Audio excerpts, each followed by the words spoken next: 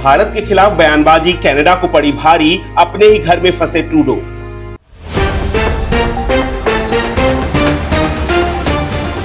भारत के भगोड़ों की सुरक्षा का ठेका लेने वाले ट्रूडो ने भारत के खिलाफ जो बयान दिया वो उनके ही गले की फांस बन गया है। Canada has declared its deep concerns to the top intelligence and security officials of the Indian government. Last week at the G20, I brought them personally and directly to Prime Minister Modi in no uncertain terms. Any involvement of a foreign government in the killing of a Canadian citizen on Canadian soil, वो खालिस्तानी आतंकी जिनके खिलाफ भारतीय सुरक्षा एजेंसियों ने red corner और lookout notice जारी किया है, ट्रूडो उनका समर्थन कर रहे हैं।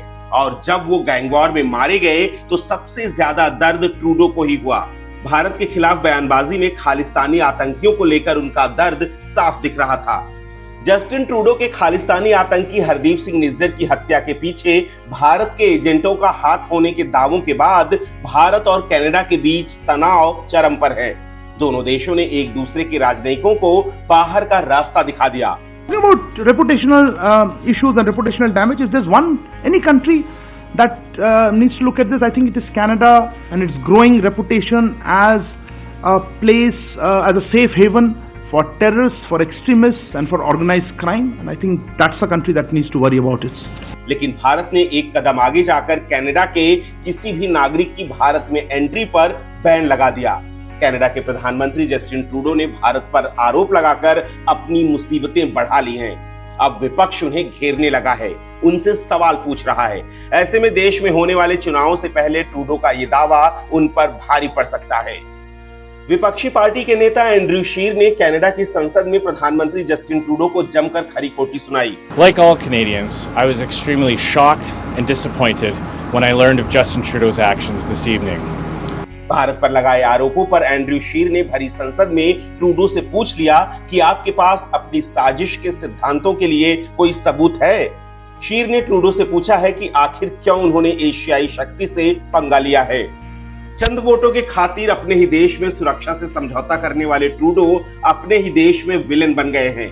काम ही उन्होंने ऐसा किया है, दुनिया के सबसे बड़े लोकतंत्र से पंगा जो लिया है, और इसी को लेकर कनाडा में संसद से लेकर सड़क तक सवाल पूछे जा रहे हैं। यानी आने वाले चुनाव में समर्थन की जगह ट्रूडो को जनता के सवालों का भी सामना करना पड़ेगा। आतंकियों से ट्रूडो का प्यार कोई नया नहीं है। भारत के खिलाफ काम करने वाली शक्तियां हो या निर्दोष यहूदियों के हत्यारे, ट्रूडो आतंकियों से खुद को जुड़ा मानते हैं। आतंकियों के साथ ट्रूडो का उठना बैठना, खाना पीना, उनके समारोह में भाग लेना और उनकी सुरक्षा का ठेका लेना ट्रूडो को पसंद है। कनाडा में ही नहीं, यूरोपियन यूनियन की संसद में भी भारत के प्रति ट्रूडो के व्यवहार की जमकर आलोचना हो रही है।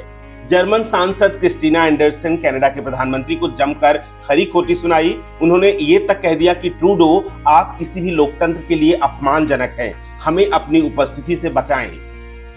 भारत के खिलाफ बयान देकर ट्रूडो पूरी दुनिया में घिर गए हैं। यहाँ पर हमें ये समझना होगा कि पूरी दुनिया में ट्रूडो की जलालत उनके ही व्यवहार से हो रही है। भारत ने अभी तक तो बस सबूत मांगे हैं जो मिस्टर ट्रूडो अभी तक नहीं दे पाए हैं, क्योंकि भारत के खिलाफ उनके पास कोई सबूत नहीं है। लेकिन पूरी दुनिया ट्रूडो के खालिस्तानी और आतंकी प्रेम की सच्चाई जान चुकी है। ऐसे में देश में होने वाले चुनावों से पहले ट्रूडो का ये दावा उन पर भारी पड़ सकता है। क्या ट्रूडो को इसका खामियाजा चुनाव में भुगतना पड़ेगा?